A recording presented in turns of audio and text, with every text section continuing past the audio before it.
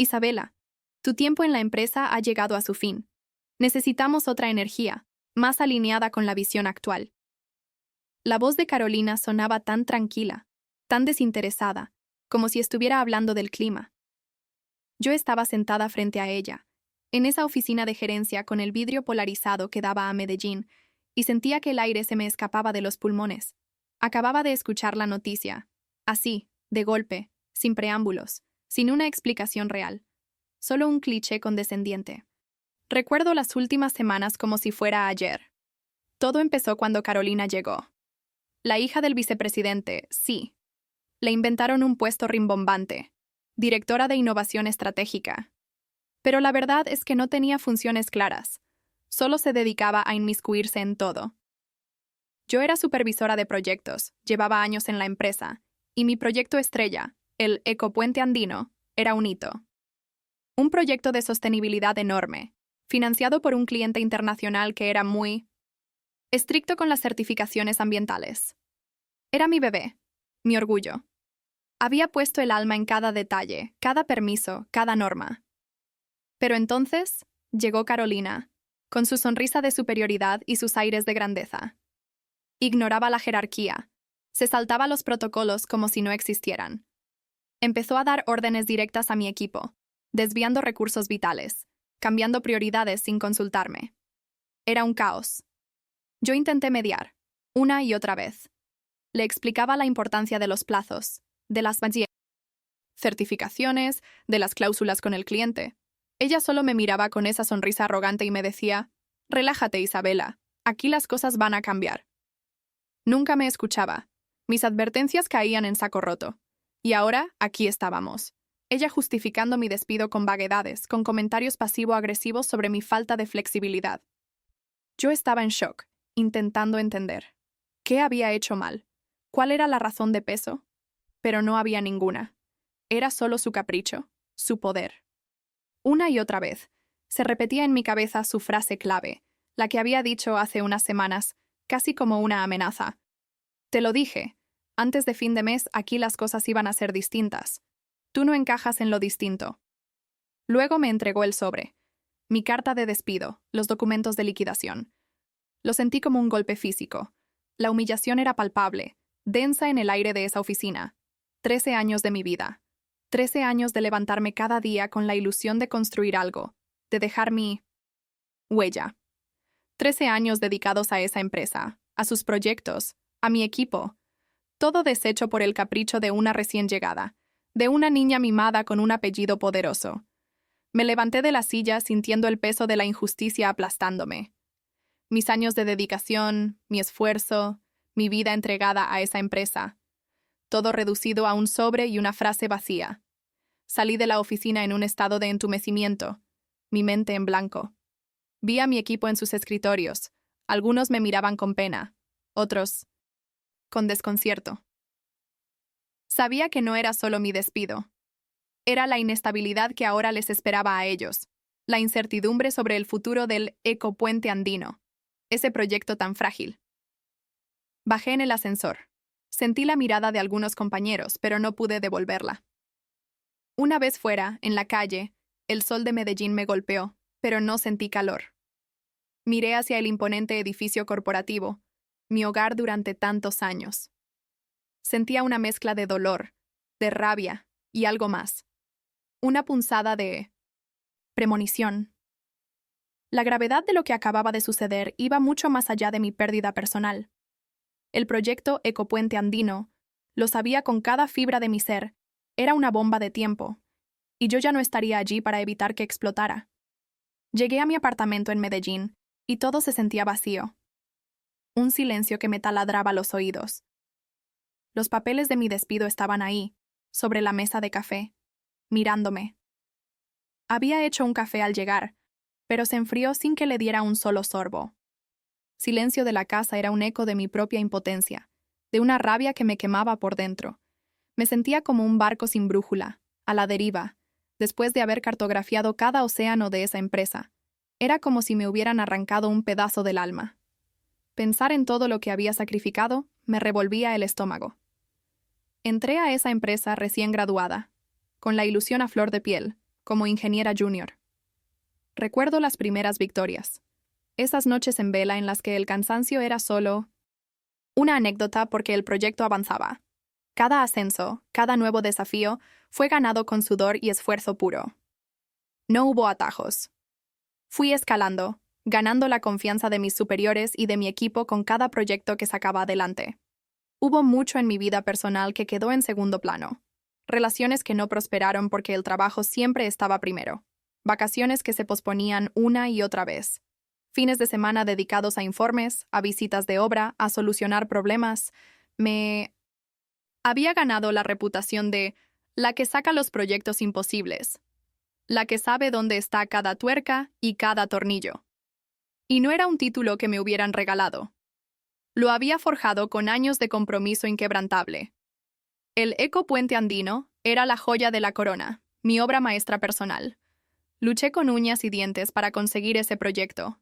Me apasionaba la sostenibilidad, la idea de construir algo que respetara el medio ambiente y que fuera un referente. Me conocía al dedillo cada permiso, cada norma ambiental, cada requisito del cliente internacional. Eran exigentes, sí, pero eso era lo que me gustaba. Su rigor ético y ambiental era lo que me había atraído a ese proyecto en primer lugar. Era mi ADN. Había puesto hasta mi último aliento en cada fase, cada cálculo, cada reunión. Por eso, la rabia por mi despido se mezclaba con una preocupación profesional que me corroía. Yo sabía que el proyecto dependía de mi control férreo sobre los permisos técnicos y las certificaciones ambientales. Era crucial. Era el alma del proyecto. ¿Cómo pudieron Carolina y su padre ser tan ciegos? ¿Tan incompetentes? ¿Tan arrogantes? ¿Realmente creían que podían simplemente pasar por alto esos detalles? La certeza de que el proyecto estaba en riesgo no solo me afectaba a mí, sino a la reputación de la empresa y, potencialmente, al medio ambiente que el proyecto supuestamente protegería. Eso era lo que más me dolía, más allá de la humillación personal. Me senté en el limpo suelo, abrumada, y empecé a revisar correos antiguos en mi laptop, informes que había guardado, fotos de equipos con los que había trabajado a lo largo de los años. La nostalgia chocaba de frente con una amargura que no me dejaba respirar. En esos momentos de duda y autocompasión, me preguntaba si había hecho algo mal. ¿Debía haber sido más flexible, como Carolina quería? ¿Debía haber cedido? ¿Haberme callado? Pero mi conciencia profesional me gritaba que no. Mi integridad no se vendía. No se negaba. No podía haber actuado de otra manera. La sensación de soledad era asfixiante. ¿A quién acudir? ¿A quién contarle mi versión? El sistema los protegía a ellos, los de arriba, los de los apellidos influyentes. Yo era solo Isabela, la ingeniera que había dedicado su vida a los proyectos. Miré por la ventana las montañas de Medellín, que se extendían majestuosas bajo el cielo. Mi corazón estaba apretado, una piedra en el pecho. La impotencia y la rabia eran dos brazos que me asfixiaban, dejándome sin aire. Me sentía como una herramienta desechada, usada y tirada sin miramientos. Pero, incluso en medio de esa desesperación, una parte de mí, esa ingeniera obstinada y metódica, sabía que no podía dejar que esto terminara así. La preocupación por el proyecto Ecopuente Andino se convirtió en un susurro persistente en mi mente. Era más que un proyecto. Era un legado potencial, o un desastre esperando a ocurrir. Y esa idea me carcomía. La rabia que me quemaba por dentro ya no era explosiva. Era una rabia helada, calculada. El rostro de Carolina, su sonrisa petulante y su frase «necesitamos otra energía», que antes me habían herido profundamente, ahora se convertían en el combustible de una transformación silenciosa y demoledora. Después de un par de días sumida en la desesperación, sin rumbo, mi instinto de ingeniera me impulsó a la acción. Decidí que, antes de rendirme por completo, debía revisar mis archivos personales, mis copias de seguridad de los últimos informes del proyecto. Era una vieja costumbre, mi forma de cerrar ciclos, o al menos eso pensaba. Mientras organizaba los documentos de mi despido, preparándome para los trámites y la incertidumbre que se venía, necesitaba ocupar mi mente con algo concreto. Fue revisando una carpeta digital del Ecopuente Andino. Esa manía mía de tener siempre un respaldo de todo lo relevante, por si acaso, como decía mi abuela, que mis ojos se detuvieron en algo. Una serie de correos electrónicos y aprobaciones internas que había guardado por pura precaución. En ese preciso momento, esa precaución, que siempre había considerado una excentricidad, iba a cambiarlo todo. Ahí estaba el detonante. Un correo de una proveedora externa preguntándole a Carolina directamente sobre una certificación ambiental pendiente. Era para una compra masiva de materiales clave para el Ecopuente Andino. Materiales caros y básicos para la estructura, con estándares de sostenibilidad muy específicos. Recuerdo que me detuve en seco. Mi corazón empezó a latir fuerte, las manos me temblaron. Leí la respuesta de Carolina. Era clara, concisa y absolutamente aterradora. Proceda con la compra. La certificación es una formalidad que se resolverá en el camino. Urge el material. Adjunta, la factura de compra. Aprobada. Sin el respaldo de la certificación ambiental. Un escalofrío me recorrió la espalda, más frío que cualquier aire acondicionado. Esa compra era gigantesca, una de las inversiones más grandes del cliente. Internacional. Sin esa certificación, no solo era una irresponsabilidad grave, una imprudencia que rayaba en la negligencia. Era una violación directa de las cláusulas contractuales con nuestro cliente y de la normativa ambiental colombiana. Una falta gravísima, con consecuencias legales y de imagen inmensas. El Ecopuente Andino era un proyecto de sostenibilidad, la bandera de la empresa, y Carolina había aprobado una compra sin la certificación necesaria. Era un desastre esperando a ocurrir. Y me había despedido a mí, la única que lo sabía con esa claridad, la única que había estado al tanto de cada detalle crucial. En ese instante, la rabia personal por mi despido se transformó. Ya no era solo mi orgullo herido o la injusticia de mi situación. Era una cuestión ética y profesional que me superaba. Mi nombre, mi reputación, el futuro del proyecto que tanto me importaba, la integridad de la empresa y, lo más importante, el medio ambiente, estaban en juego por la negligencia de una sola persona. Esto no fue solo un despido, fue la confirmación de una ineptitud peligrosa y de una corrupción silenciosa protegida por un apellido.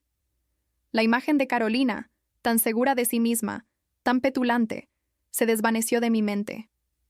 En su lugar, vi a una marioneta imprudente, moviendo hilos sin saber lo que hacía, sin medir las consecuencias. Su arrogancia era su talón de Aquiles, y la de su padre por protegerla a toda costa. Fue entonces cuando la idea empezó a germinar en mi mente, clara, como el agua. No buscaría justicia para mí de la forma tradicional. No iba a gritar, ni a suplicar, ni a demandar como una empleada despechada. Mi mejor arma no era la confrontación directa, sino el silencio y la evidencia. Una frase se me clavó en la cabeza, una promesa a mí misma. No tendré que levantar la voz. Los papeles hablarán por mí. Esa era mi verdad. Esa era mi venganza silenciosa. Mi mente, entrenada durante años en la gestión de proyectos complejos, empezó a ver los agujeros en mi la armadura de Carolina y de su padre. Su vulnerabilidad era obvia. La falta de rigor, la arrogancia, la creencia de que el poder podía doblar cualquier regla. Y yo tenía la prueba. Tenía la llave para desvelar su imprudencia. Me levanté de mi escritorio con una expresión completamente diferente a la de los últimos días. La desesperación había desaparecido, reemplazada por una calma gélida, una determinación de acero que me recorría cada fibra del cuerpo. Cogí los documentos relevantes, ese correo, esa factura, y empecé a organizarlos meticulosamente. Mis movimientos eran lentos, deliberados, como los de un cirujano que se prepara para una operación importante. Cada hoja, cada línea, era una pieza en un rompecabezas que yo iba a armar con precisión. En mi mirada había una resolución inquebrantable. Ya no era la víctima herida, la ingeniera desechada sin miramientos. Era la ingeniera que había encontrado una falla crítica en el sistema y sabía exactamente cómo explotarla. Venganza ya no era un deseo vago o una fantasía, era un plan en ciernes. Y era inevitable. La mente me bullía. Ya no había espacio para la desesperación o la rabia ciega. Ahora, Mi cabeza de ingeniera estaba en modo solución de problemas, pero con un objetivo muy distinto: desmantelar el desastre que Carolina había creado. Mi apartamento, antes un refugio, se convirtió en mi cuartel general. Mi escritorio, antes ordenado, se llenó de papeles, notas y diagramas. Cada pieza del rompecabezas, por insignificante que pareciera, tenía su lugar en la imagen completa del desastre que Carolina había gestado. Y yo iba a armarlo con una precisión quirúrgica. Sabía que un solo correo y una sola factura no serían suficientes. Eran la chispa, sí, pero para que el fuego prendiera de verdad, necesitaba un patrón, una red de negligencia tejida con sus propias manos. Empecé a revisar mis propios archivos, esos que había guardado meticulosamente por años. No solo lo que tenía del Ecopuente Andino, sino de otros proyectos donde Carolina había empezado a meter la mano. Recordé conversaciones, reuniones, correos que algunos compañeros, preocupados, me habían enviado en confianza o de forma anónima, por miedo a las represalias. Eran comunicaciones sutiles, a veces solo un «mira esto, ¿no te parece raro?», o «Carolina pidió que esto se hiciera así», sin pasar por el proceso normal. Ahora, esos raros y sin proceso normal cobraban un sentido macabro. Fui identificando otras irregularidades, desvíos de presupuesto, cambios de especificaciones de materiales sin respaldo técnico, compras de equipos con procesos dudosos o, de nuevo, sin las certificaciones adecuadas. No todo era ilegal en sí mismo, pero todo era prueba de una mala praxis constante, de una negligencia grave, de una arrogancia al ignorar los protocolos. Pero mi foco principal seguía siendo el Ecopuente Andino y las certificaciones ambientales faltantes. Esas eran las que afectaban directamente el contrato con el cliente internacional y, lo que era peor, las regulaciones ambientales colombianas. Era la joya de la corona de su incompetencia. Mientras reunía la evidencia, también me metí de lleno en la letra pequeña. Abrí los manuales de la empresa que había descargado hace años, el Código de Ética, el Reglamento Interno para Proyectos de Alta Envergadura, el Procedimiento para Denuncias de Irregularidades. Me los leí de principio a fin, como si fuera la primera vez. Necesitaba saber exactamente qué habían violado y cómo la empresa se protegía, o al menos decía protegerse, de esas violaciones. Luego busqué el contrato con el cliente internacional. No el resumen, sino el documento completo. Me centré en las cláusulas sobre cumplimiento ambiental, calidad de materiales y, por supuesto, las sanciones por incumplimiento. Era un tomo gordo, lleno de legalese, pero cada palabra era una potencial arma. Me quedó claro que tenía que atacar por dos frentes. Por un lado, el Comité de Ética interno de la empresa. Eran los encargados de velar por la integridad, aunque a veces fueran lentos o quisieran barrer las cosas bajo la alfombra. Por otro lado, y este era el más importante, el cliente internacional. Ellos eran los que ponían el dinero, y su reputación en sostenibilidad era intachable. No jugarían con eso. Analicé a Carolina y a su padre como si fueran un problema de ingeniería. ¿Cuáles eran sus puntos débiles? La inexperiencia de Carolina, obvio. Su arrogancia, su tendencia a cortar esquinas, su falta total de conocimiento técnico. Su principal debilidad, la más grande, era depender del poder de su padre para cubrir sus errores. Y el padre, el vicepresidente, su debilidad era esa misma protección a su hija. Su posible complicidad, ya sea por omisión o por intentar encubrir las meteduras de pata de Carolina. Eso ponía en riesgo su propia reputación y su posición. El punto de apalancamiento, el que haría temblar los cimientos, era sin duda el cliente internacional. Su reputación en sostenibilidad, como dije, era su bandera. Cualquier irregularidad que pudiera comprometer sus principios o sus proyectos, ellos no la tolerarían. Y su arma más poderosa, su forma de presionar, era simple y brutal: la suspensión de pagos.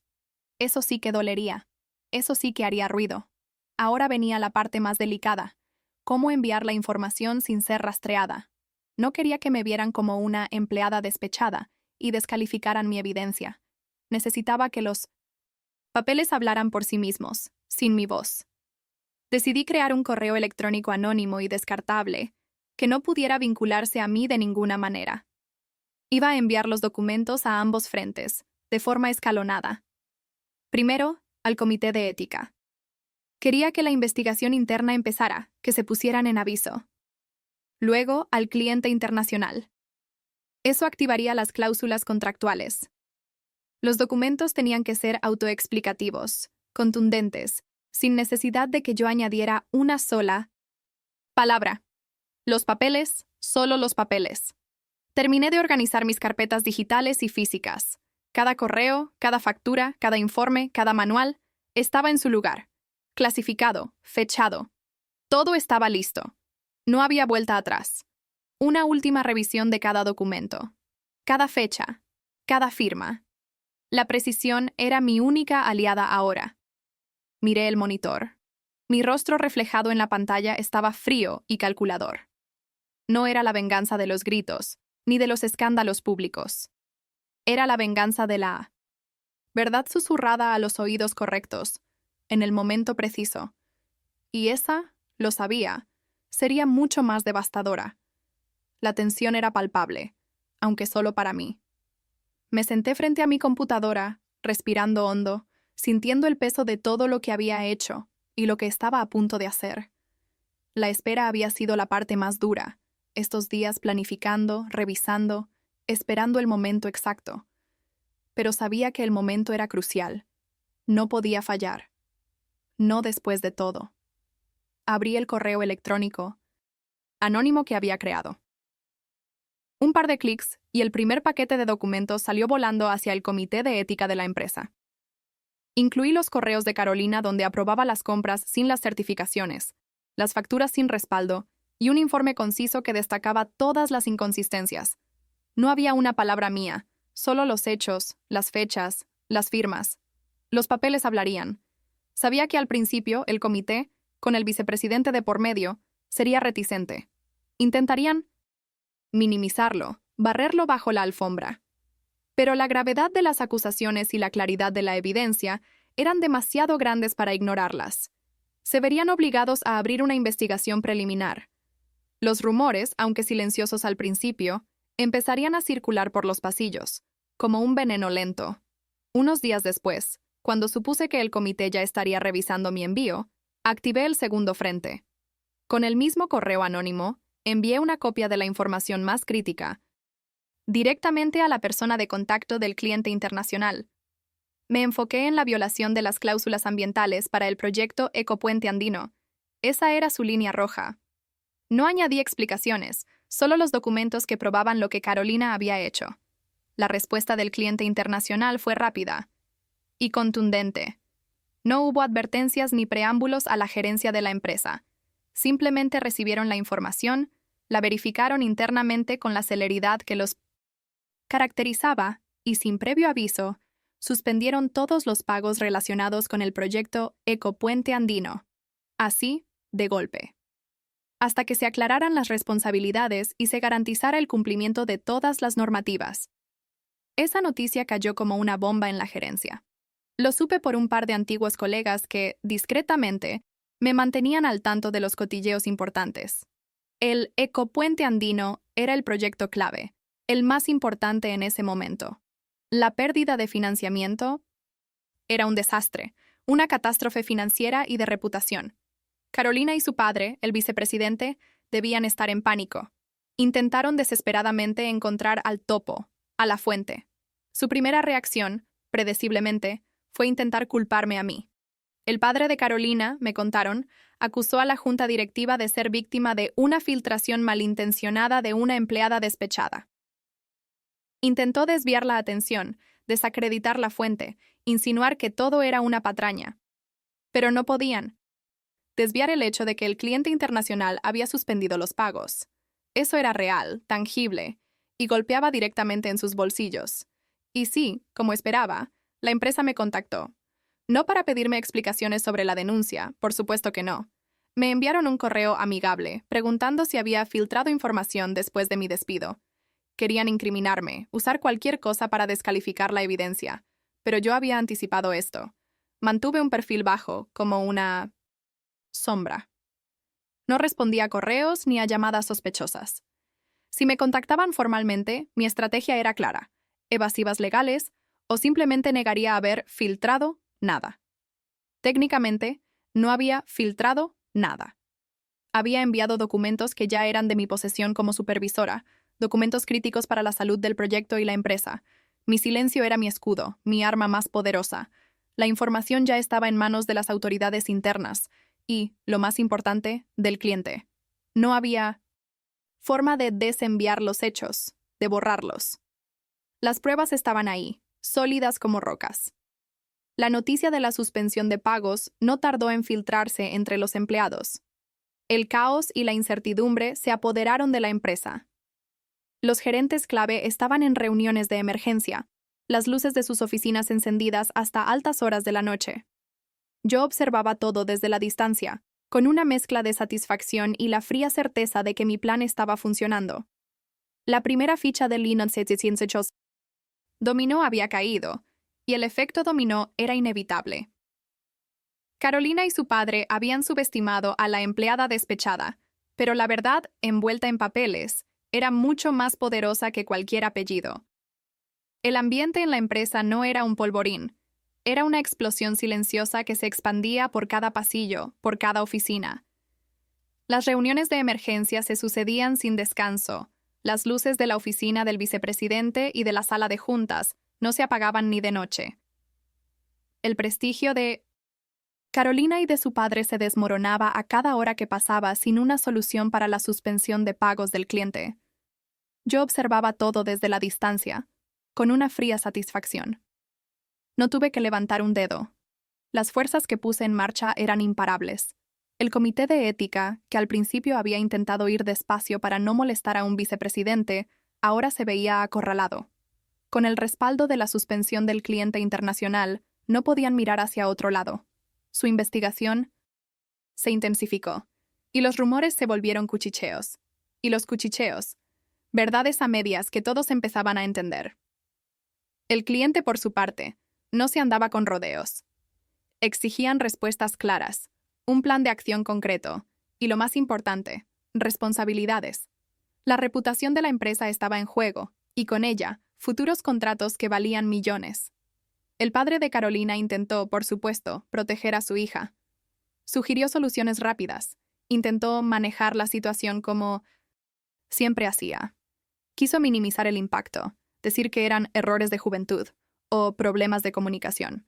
Pero la evidencia que yo había enviado era irrefutable. Eran correos, facturas, documentos con firmas, y la presión externa del cliente era demasiado grande para que la pudiera ignorar, incluso él. Su influencia, que antes parecía todopoderosa, se estaba resquebrajando. El clímax llegó cuando Carolina fue citada a presentarse ante el comité de ética. Me enteré por un antiguo colega que estaba en todo y me lo susurró por teléfono. La escena, me la imaginaba, debió ser tensa, casi teatral. Carolina llegó con su habitual arrogancia, intentando restar importancia a los hechos, como si fueran un malentendido menor.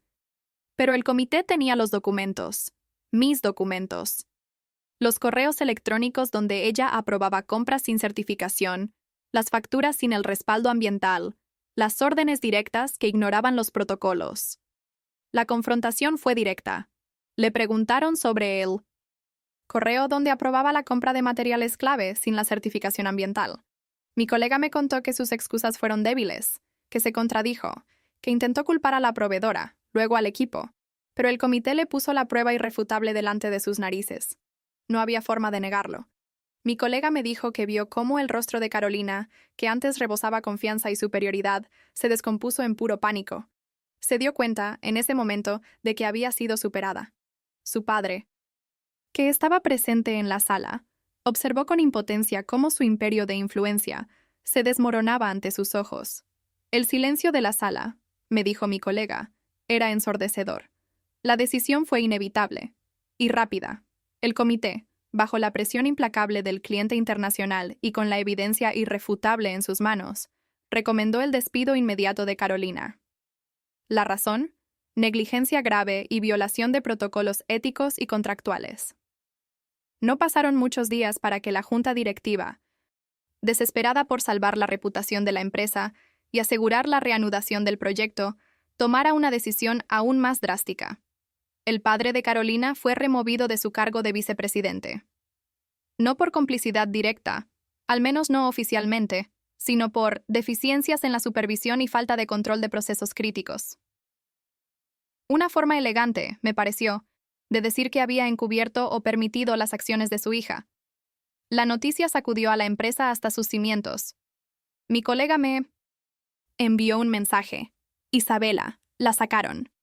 Carolina fue escoltada fuera del edificio, no con el mismo aire de superioridad con el que había llegado, sino con la cabeza gacha, en medio de miradas de sorpresa y una satisfacción contenida de muchos. Su padre, el poderoso vicepresidente, recogió sus pertenencias en silencio. De un día para otro, el poder que ostentaban se había esfumado.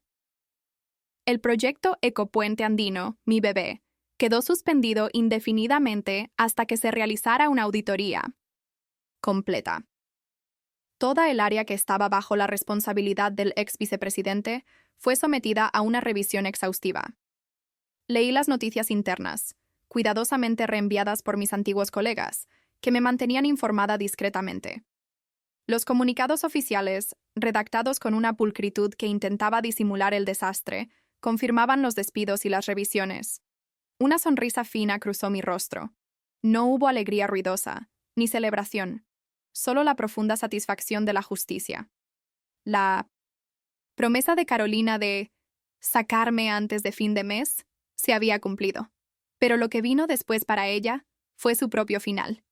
La verdad, como el agua, siempre encuentra su camino, y a veces no necesita gritar para ser escuchada.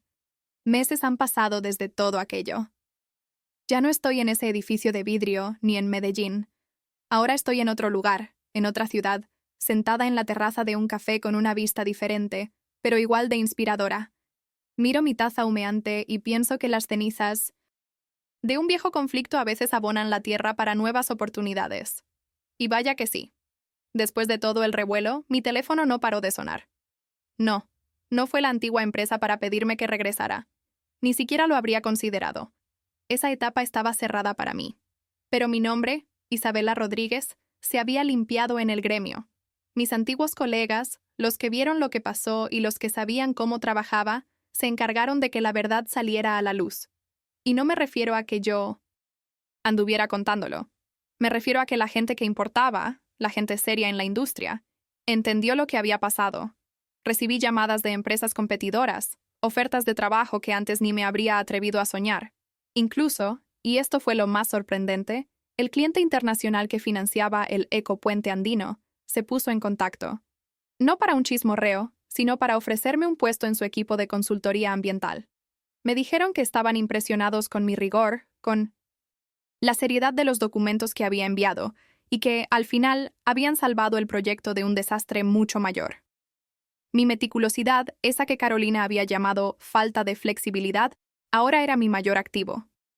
Al final, acepté un nuevo rol, no en una constructora tradicional, sino en una consultora ambiental que trabaja con proyectos de gran envergadura. Aquí, mis habilidades de ingeniera y mi pasión por la sostenibilidad no solo son valoradas, sino que son la base de todo lo que hacemos. Mis valores, mi ética, son el centro de este nuevo trabajo. Es un respiro, una verdadera satisfacción.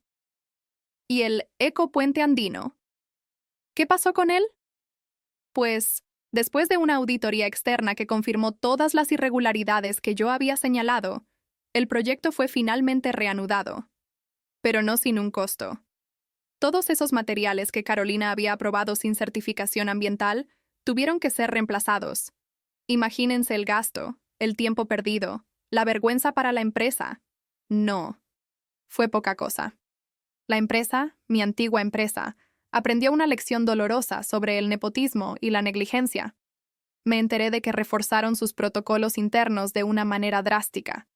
Supongo que de algo sirvió todo aquello.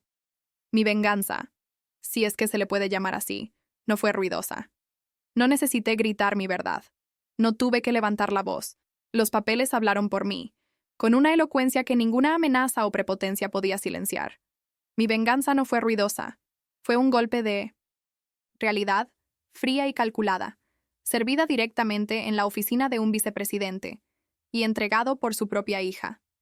No hay resentimiento en mí ahora, solo la profunda satisfacción de haber hecho lo correcto, de haber visto la justicia, aunque haya sido por caminos poco convencionales. Esta experiencia, aunque dolorosa al principio, me forjó. Me hizo más fuerte, más sabia. Así que, si te encuentras en la encrucijada, si la injusticia corporativa te golpea y sientes que tu voz no importa, recuerda, la información es poder. Y los papeles nunca mienten. ¿Alguna vez te has sentido silenciado en tu trabajo? ¿Has visto cómo la verdad salía a la luz de las formas más inesperadas? Cuéntanos tu historia en los comentarios. Y si te gustó esta historia de justicia kármica, no olvides darle me gusta, suscribirte a Café Frío y Venganza, y activar la campanita para no perderte nuestra próxima entrega. Porque en este canal siempre servimos la justicia, fría y en su punto.